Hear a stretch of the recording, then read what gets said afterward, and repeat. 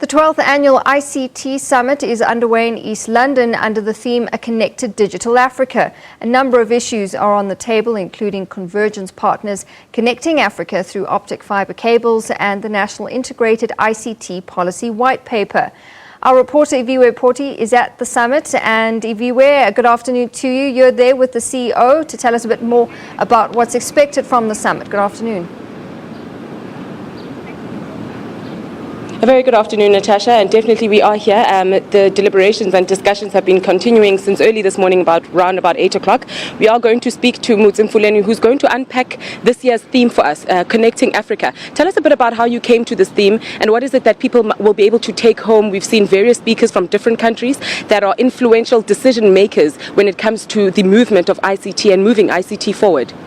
South Africa is part of BRICS, and it being a biggest economy in Africa, it has to play a leading role in the discussions on ICT because Europe and Asia is already ahead of us. But South Africa, when it debates a connected or digital Africa, it has to look at a broader context and make sure that it plays a role and learn from other fellow Africans. Hence, we picked on this theme, a digital African environment. We've also heard, talks of creating a digital economy, as well as economizing and digitizing the different various provinces to ensure speedily service delivery and issues of business, smaller companies linking with bigger companies through the digital sphere. Can you tell us maybe some of the topical issues that will be discussed through this year's summit?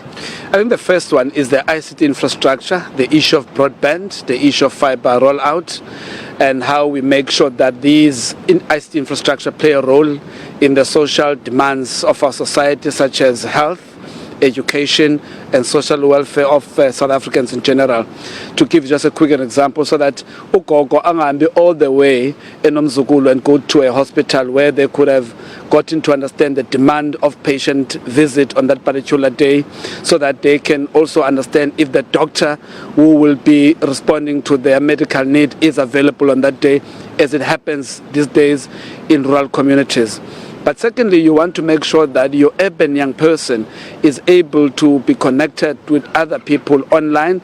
So issues of cheaper connectivity, data prices, these things become very key to make sure that young people are entrants. Hence, you hear some of the discussions here are responding to the whole issue of data must fall. So these are things that we are discussing. Thank you so much for your time, sir. Thank you.